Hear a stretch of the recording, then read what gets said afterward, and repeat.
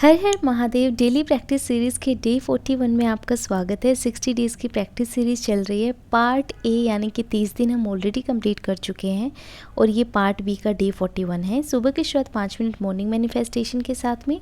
Advance math में हम mensuration में 2D कंप्लीट कर चुके हैं। 15 घंटे की स्पेशल क्लास देख चुके हैं।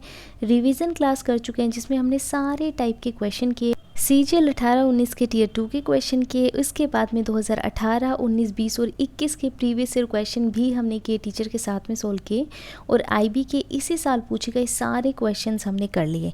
मेंसुरेशन की सारी चीज़ें कंप्लीट की। आज आपकी आखिरी क्लास है जिसमें आपको क्या करना है, CGL 2023 के टीयर 1 के सारे क्वेश्चन आपको करने हैं।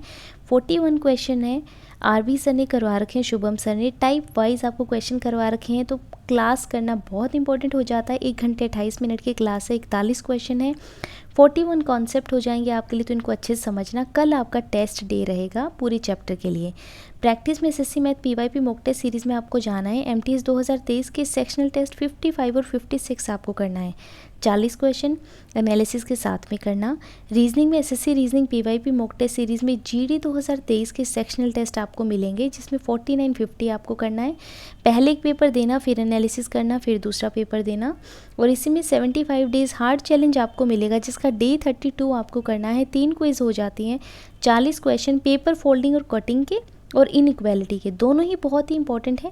आप अच्छे से समझ कर करना। और यहाँ एनालिसिस और ज़्यादा इंपॉर्टेंट हो जाता है जहाँ चैप्टर स्पेसिफिक क्विज आपको मिलती है, तो इनको ध्यान से समझ लेना। पहले एक पेपर देना, फिर एनालिसिस करना, फिर दूसरा पेपर देना। इंग्लिश में SSC English PYP mock test series में CHSL 2023 के सेक्शनल टेस्ट 5 और 6 हैं। 50 क्वेश्चन है। एनालिसिस ध्यान से करना। पहले एक पेपर देना, फिर दूसरा पेपर देना एनालिसिस के बाद में।